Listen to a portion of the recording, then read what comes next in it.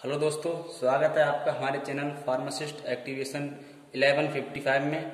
हमने डिस्कस कर लिया था topic morphology of classification of bacteria तक। वही हमारा माइक्रोबायोलॉजी का लेक्चर 4 है ये जो चल रहा है, और इसमें हम डिस्कस करेंगे आज न्यूट्रिशनल रिक्वायरमेंट फॉर बैक्टीरिया, यानी कि बैक्टीरिया को ग्रो करने के लिए, बैक्टीरिया को जीवित रहने के लिए, बैक्टीरिया की बर्थ करने के लिए क्या किन किन चीज़ों की जरूरत पड़ती है, वो ही इसमें बताया जाएगा, आप लोगों की समझाया जाएगा। और उससे पहले मैं आपको बता दूं, आप हमारे चैनल को सब्सक्राइब कर लेना और अपने दोस्तों के साथ शेयर कर लेना। बी फार्मा थर्ड सेमेस्टर की वीडियो माइक्रोबायोलॉजी है, जो हमारा एक सब्जेक्ट है, उस सब्जेक्ट को हम पूरा करेंगे अपने इस चैनल में। और इस सेमेस्टर तक ये माइक्रोबायोलॉजी का सब्जेक्ट है वो तो कंप्लीट हो ही जाएगा। आशा करते हैं आपसे, आप हमारे साथ जुड़े रहना, हमारी मदद करना, चैनल को ज़्यादा से ज़्यादा शेयर करने की कोशिश करना। तो चलिए शुरू करते हैं। जो हमारा टॉपिक है आज का, न्यूट्रिशन रिक्वायरमेंट फॉर बैक्टीरिया, यानी कि all the living being are require for their growth. Bacteria grow करने के लिए किन किन चीज़ों की आवश्यकता पड़ती है, नीड है, वो इसमें बताया गया है। तो essential element for major micronutrients, यानी कि जो भी हमारे लिए जरूरत है बैक्टीरिया को ग्रो करने के लिए जो जरूरत है, मेजर यानी कि बड़े प्रोडक्ट, बड़े बैक्टीरिया के लिए, माइक्रो न्यूट्रिएंट्स वही मतलब बड़ा बैक्टीरिया है उसके लिए जो जरूरत है, उसमें ये मतलब कुछ सब हेडिंग है, उसमें उन हेडिंगों के आधार पर, हेडिंगों के अनुसार आपके लिए बताया जाएगा। तो these elements are important for bacteria and require in large amount. जैसे कि इनमें जो कुछ पॉइंट्स हैं वो आप याद रखना। Carbon, hydrogen, nitrogen, phosphorus, sulphur etcetera. और इन्हीं जो 5 पॉइंट्स हैं, टर्म हैं, इन्हीं टर्म के अकॉर्डिंग जो है डिफाइन किया जाएगा। तो वही हाइड्रोजन और एंड ऑक्सीजन, यानी कि बैक्टीरिया को ग्रो करने के लिए हमारे लिए हाइड्रोजन की, ऑक्सीजन की भी जरूरत पड़ती है। तो जैसे कि वो हमें मिलती कहाँ से, these are made available from water add to culture media. ये हमें वाटर से प्राप्त हो जाता है, कल्चर मीडिया। तो इससे आगे नेक्स्ट है वही carbon and nitrogen.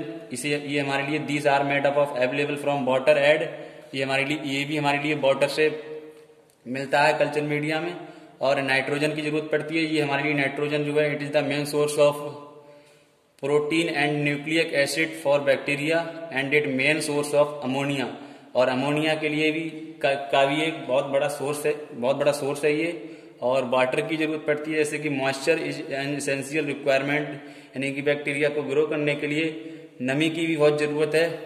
As for 80% जो कि बैक्टीरिया की जो सेल होती है वो 80% वाटर से ही मिलकर बनी होती है। सल्फर एंड फास्फोरस की भी जरूरत पड़ती है, जैसे कि sulphur form part of structure of several coenzyme, जो कि ये कोएंजाइम से मिलता है।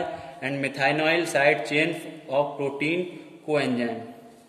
एंड नेक्स्ट इज, इसमें पहले वो हो गया मेजर न्यूट्रिएंट्स। अब माइक्रो न्यूट्रिएंट्स, कुछ छोटे न्यूट्रिएंट्स की भी जरूरत पड़ती है, जैसे कि बैक्टीरिया को ग्रो करने के लिए माइक्रो न्यूट्रिएंट्स की भी आवश्यकता पड़ती है। तो माइक्रो न्यूट्रिएंट्स में हमारा मिनरल सोर्स हो गया, these are the mineral source from potassium, calcium, magnesium are copper, iron, copper, cobalt, manganese and zinc are the require in little amount for enzyme functions. And energy source की, इसी में जो हमारा सब heading है उन्हीं के कंटिन्यू चल रहा है। तो एनर्जी सोर्स की जरूरत पड़ती है। एनर्जी सोर्स में हमारा carbon dioxide is required by all bacteria and much more important for cellular metabolism and it can be provided by atmosphere to bacteria. And energy source depend upon the nature of bacteria. जो energy source होता है bacteria के लिए वो bacteria के nature पर depend करता है। जैसे कि इसमें एरियोप्स आ गया, एरियोप्स में हमारे लिए रिक्वायर्ड ऑक्सीजन फॉर ग्रोथ। एरियोप्स जो बैक्टीरिया होता है उसमें हमारे लिए ऑक्सीजन की जरूरत पड़ती है। और इसका एग्जांपल स्यूडोमोनास बेसिलाइस हो गया। एंड एरियोप्स में which grow only in absence of oxygen, इसमें ऑक्सीजन की जरूरत नहीं है बैक्टीरिया को ग्रो करने के लिए। इसका एग्जांपल बैक्टीरियोइड्स हो गया, क्लोस्ट्रिडियम हो गया। Next is growth factor. Bacteria को ग्रो करने के लिए कुछ ग्रोथ फैक्टर होते हैं, जैसे कि these are the some bacteria growth, कुछ बैक्टीरिया ग्रो करते हैं are need purine and pyrimidine से। It is much more important for formation of DNA and RNA, also for cell division. इसमें सेल डिवीजन का भी कुछ रोल होता है बैक्टीरिया को ग्रो करने के लिए। And it is also required some amino acid, कुछ amino acid and protein and hormones की जरूरत होती है बैक्टीरिया को ग्रो करने के लिए। एंड लास्ट में आता है हमारा विटामिन्स, कुछ वाइटामिन्स की भी जरूरत होती है बैक्टीरिया को ग्रो करने के लिए, उनका भी बहुत बड़ा रोल होता है बैक्टीरिया को ग्रो करने के लिए। इट मैनी केसेस, कुछ केसेस में growth of bacteria identical with vitamin of A B groups के जो वाइटामिन्स होते हैं उनकी आवश्यकता होती है बैक्टीरिया को ग्रो करने के लिए। इसमें हमारे जैसे कि थायामीन हो गया, राइबोफ्लाविन हो गया, निकोटिनिक हो गया, एसिड हो गया, पैराडॉक्सिन हो गया, फोलिक एसिड हो गया and vitamin B12।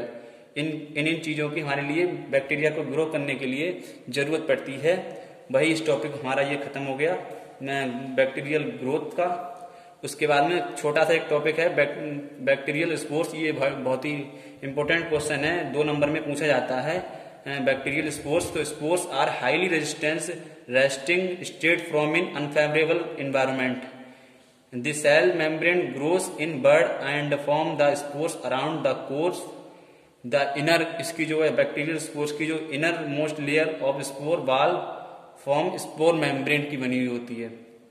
And spore जो बैक्टीरियल स्पोर है वो उसकी शेप कैसी होती है, उसकी वो है स्पोर में भी central, subterminal and spherical in shape. ये सबटर्मिनल होता है सेंट्रल में एंड स्पेरिकल शेप का होता है बैक्टीरियल स्पोर्स।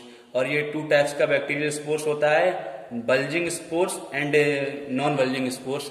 ये 2 टाइप्स का बैक्टीरियल स्पोर्स होता है। Thank you. ये हमारा आज तक हमारा यही टॉपिक हैं, 2 ही टॉपिक हमने डिस्कस किए थे। अब बाकी का नेक्स्ट लेक्चर में डिस्कस करेंगे। आप लोगों से हमारी रिक्वेस्ट है कि हमारे चैनल को सब्सक्राइब करना और अपने दोस्तों के साथ शेयर करना। Thank you.